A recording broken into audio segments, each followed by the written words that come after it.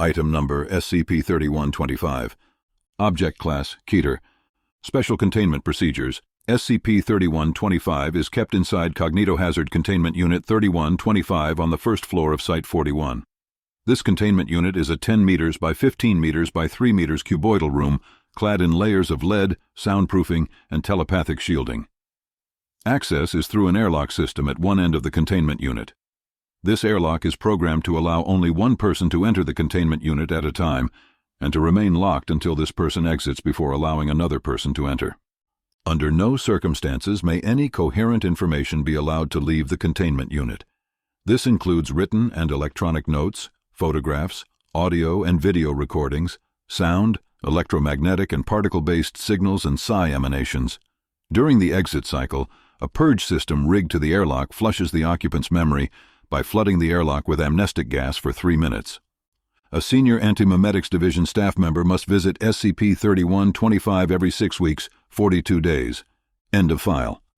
Entering SCP-3125, True Containment Procedures Clearance Code. Access granted. Item Number SCP-3125. Object Class Keter. Special Containment Procedures. SCP-3125 is subject to inverted containment protocols and is present everywhere in reality, except for those places which have been specifically purged of its influence. The interior of Cognitohazard Containment Unit 3125 on Site-41, where this document resides, is the only location in the world known to have been successfully purged in this way.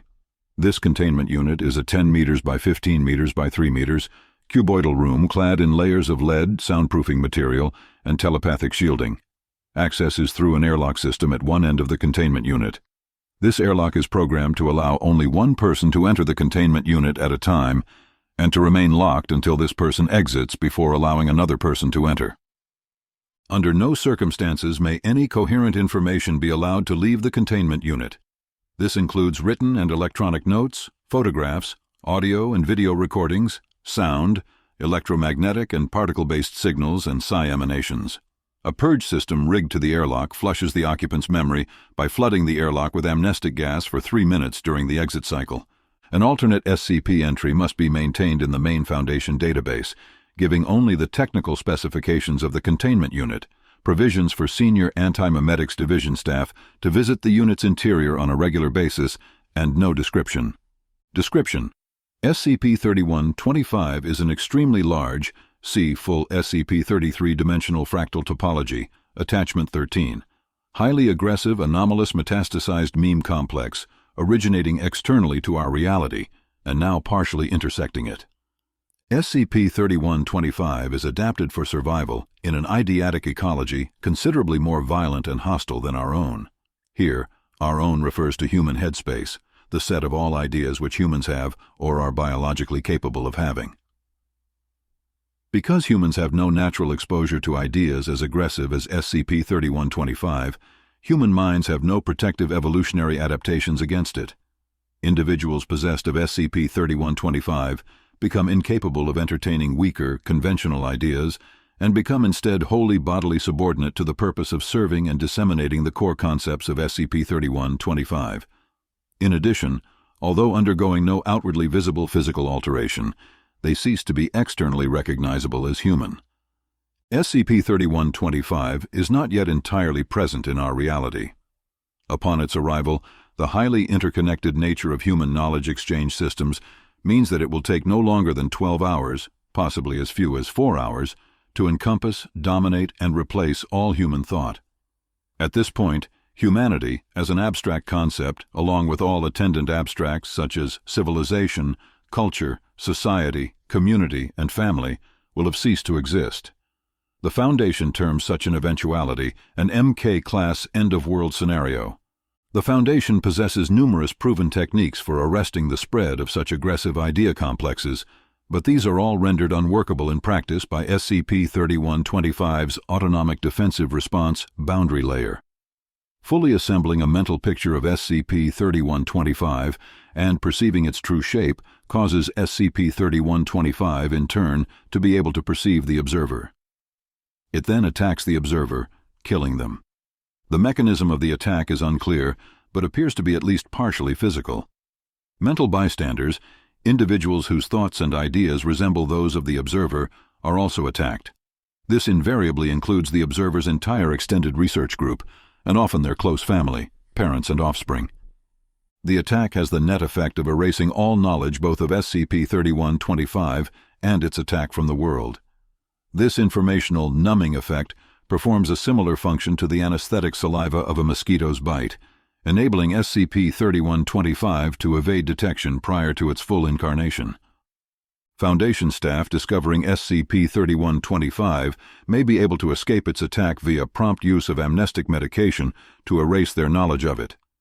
In either case, the net result is that the interior of a suitably shielded containment unit is the only location where it is safe to observe, record, or even acknowledge the existence of SCP-3125.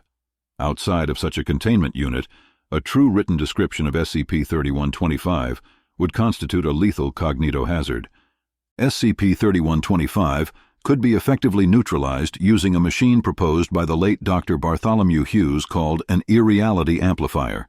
See Schematics, Attachment 129. However, as well as requiring tremendous material resources, this machine could not be constructed without its builders understanding why it was being built, which would require an understanding of SCP-3125, which would prove fatal to the project. No means of neutralizing SCP-3125 using only the resources in this room is known. History. Due to the described defense mechanism, SCP-3125's observation history is almost entirely missing. In particular, it is unclear exactly how this containment unit came to be built and how these containment procedures were established. Much data has been accrued in this containment unit over the course of successive visits by Foundation researchers. This data was brought from the outside in the hope of being useful and left here in accordance with containment procedures. In addition to this database entry, the reader will find multiple electronic copies of the Foundation database, academic datasets of all kinds, and extensive public news archives. As is to be expected, much of this data is not germane to the topic of containing SCP-3125. Nevertheless, correlation and analysis by successive visitors has allowed the following facts to emerge. Although SCP-3125 is not yet fully present in our reality, its indirect effects of foreshocks, for example, SCP-redacted, SCP-redacted, SCP-redacted, and SCP-redacted, are easily discovered by any well-equipped memetics research project. Memetics research is today a much diminished science from when it was at its peak. In mid-2008, there existed more than 400 institutions pursuing research likely to uncover SCP-3125, including government agencies, military branches, private corporations, independent laboratories, university research projects, and notable amateur groups. Many of these were GOIs or internal divisions within GOIs. None of these groups still exist, except for the Foundation's Antimemetics division. Almost nobody in the world is consciously aware of this decline, and explanations for the disappearance of these groups have not been forthcoming. Simple deduction gives that all of these groups eventually discovered SCP-3125 and were consumed by it, and that this is, in fact, the inevitable fate of all competent memetics research. The Antimemetics Division's persistence is attributed to its specialist training and its ready access to reliable amnestic medication. Despite this, the Division too has shrunk considerably in recent years, from a reported staff of well over 4,000 people in 2012 to, as of September 2015, 125. This figure is on track to reach 0 before the end of 2015. Over the same period, the Division's physical worldwide presence has similarly shrunk, from a network of sites and smaller outposts on every continent to this single site, Site 41. In particular, the Division's headquarters at Site 167 are now missing from the Division's collective memory and presumed neutralized by SCP-3125's concealment response. Addendum 1.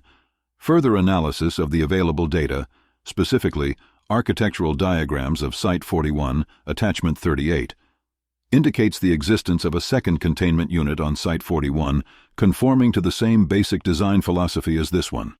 This second unit, S041B30000, was built 210 meters below ground level, It features identical broad-spectrum informational cladding, but has more than 1,000 times the volume of Cognitohazard Containment Unit 3125, along with an amnestic airlock large enough to ingest a 20-foot equivalent unit shipping container.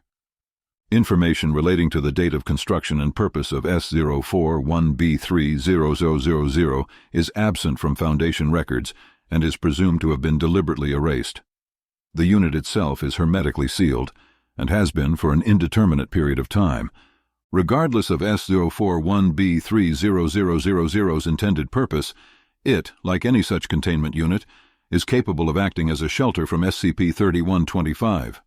Addendum 2, left by Marion Wheeler, Chief of the Antimemetics Division. And the rest, hopefully, is blindingly obvious. S041B30000 was originally constructed to house a long-term project to construct Hughes's irreality amplifier. While that's been going on, the rest of us have been fighting an unconscious war in order to buy time. We have been losing, but losing as slowly as humanly possible. The time we have bought is now up. It's an extremely bad sign that nobody inside S041B30000 has broken the seal yet, but there is no ground left for us to cede, and there are no more bodies to throw into SCP-3125's maw to slow it down. It is here, ready or not. I am going to go to S041B30000 and use the machine. I think I can get the information out through the airlock. I think I can get to the vault alive. This was the plan. It's become garbled in the retelling because of variables, but I know that this was my plan, because I know myself. What else could it have been? Standard procedure is that I have to tell you what to do next, if this doesn't work. That's the asynchronous research covenant. But I don't have a good picture of who you can even be, reading this and alive. In your scenario, there is no machine. Hughes is missing. I'm dead. The site is ruined. And how'd you even get in here? Can you be Foundation? Are you conscious? Is there a single word of this which you comprehend? You live in a world bathed with SCP-3125. That's the loss condition. I can't help someone who doesn't exist. Marion Wheeler, Chief of Antimemetics, November 30th, 2015.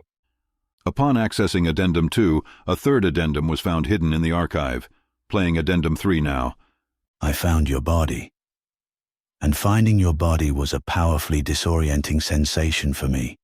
I don't mind admitting. I used to know a Marion. During the brief period in which I knew her, she wasn't one to admit defeat as easily as you. Still, that was a long time ago. Far be it from me to tell you your business, but I fear you missed a trick. From the evidence I can see, this was never the only Antimemetics Division site. There were others. I imagine they're now all effectively invisible to most passers-by. Of course, just like this one. But I presume that they, just like this one, still physically exist. Your plan, I think, was in place for longer than you know. And since you weren't at liberty to retain its details, you put it into action more than once. There is another vault fitting the description, truck-sized amnestic airlock and all. S041B30000. Site 167 is a non-entity, of course, which is most likely why you missed it. It's likely ruined, and it's quite definitely a long goddamn way from here on foot. But still, I think it's better than half a chance. I could die on this boondoggle too, naturally, as the world has become something of a horror show of late. In any case, I trust that anybody following in my footsteps and reading these additional words will have the presence of mind to pursue the same basic strategy. Still existing despite everything. Adam Wheeler, Interloper, May 4th, 2017.